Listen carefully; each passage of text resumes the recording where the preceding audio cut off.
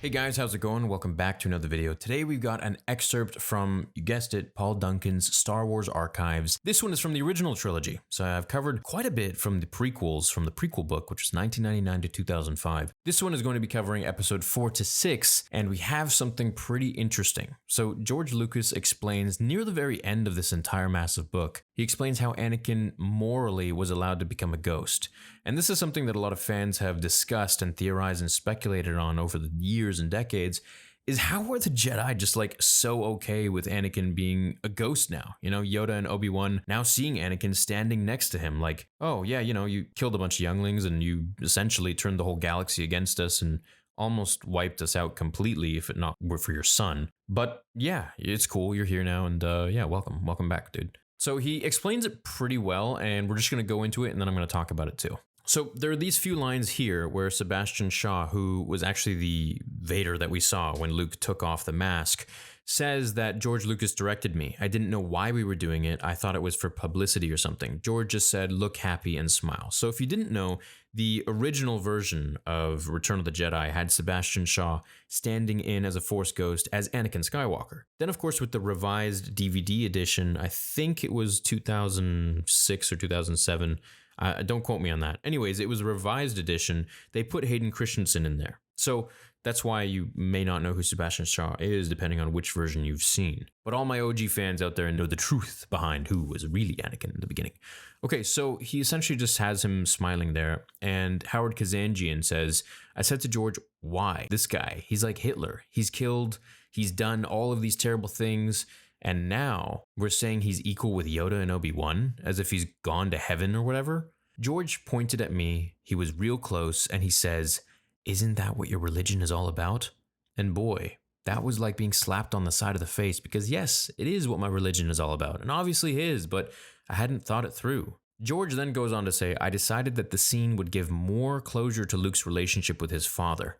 When Vader joins the Force, he's able to retain his original identity because of Obi-Wan and the Jedi Order, because they've learned how to do it. So this for me is, I didn't know this, you know, I was like, okay, they're just putting Anakin in there. But when I read this, I was like, wow, this actually goes into a bit of religion, which if you didn't know, a lot of Star Wars kind of does. So the whole theme, I believe, for George Lucas's 1 to 6 is redemption. That no matter how terrible of a person you are, what path you may follow, for better or worse, in the end, it is never, ever too late to change your ways.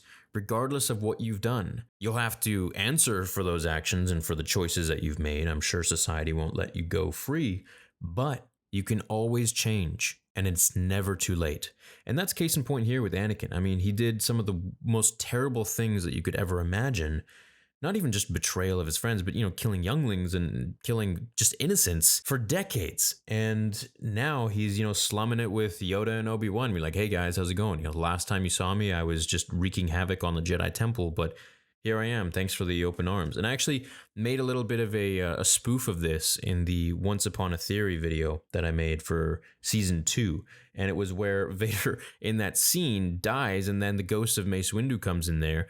And he's just completely furious at it. He's like, you're not going to become a Force ghost. There's no way that's happening. Now, you're probably wondering, how did Anakin become a Force ghost? Well, it's actually explained in one of the novels. The novel is The Rise and Fall of Darth Vader. It's the one with the pink cover, and it's sadly Legends, but it explains in that split second, we kind of go into like a few minutes actually within like, I don't know, the Matrix, you could call it, where Obi-Wan is speaking to Anakin as he's closing his eyes and dying in front of Luke. And Obi-Wan and Anakin are having some sort of internal monologue, almost like they're speaking inside of Anakin's head. And Obi-Wan is saying things like, hey, look, stop wasting time, listen up quickly, otherwise you're going to cease to exist forever. So essentially, Obi-Wan in those few seconds taught Anakin how to transfer his essence into the Force. And this is all thanks to Qui-Gon Jinn, who learned it from the Shaman of the Wills. Now, the Shaman of the Wills goes way back to like before episode 4, when George Lucas had this idea that Star Wars was going to be seen from the point of view of these godlike beings called the Wills. And eventually, you know, they got thrown into the Clone Wars and so on and so forth. But these Wills are where Qui-Gon learned how to transfer his essence into the Force. Now, Qui-Gon didn't fully finish his training. That's why we never see him in his form. We only hear his voice. You heard it in episode 2, and you were supposed to hear it in episode 3. That scene where Yoda is on Polis Massa and he's meditating. He's actually communing with Qui-Gon. There's a full deleted scene with narration and everything where there's dialogue, and Qui-Gon is speaking to Yoda, and Yoda becomes his student, actually. So essentially, Yoda's master is Qui-Gon Jinn, which is funny enough, later on in his life. So if it wasn't for Qui-Gon teaching Yoda, Yoda wouldn't have been able to teach Obi-Wan, and then Obi-Wan taught Anakin Skywalker. Now, as for how that goes further beyond, you can make up your own interpretation of that.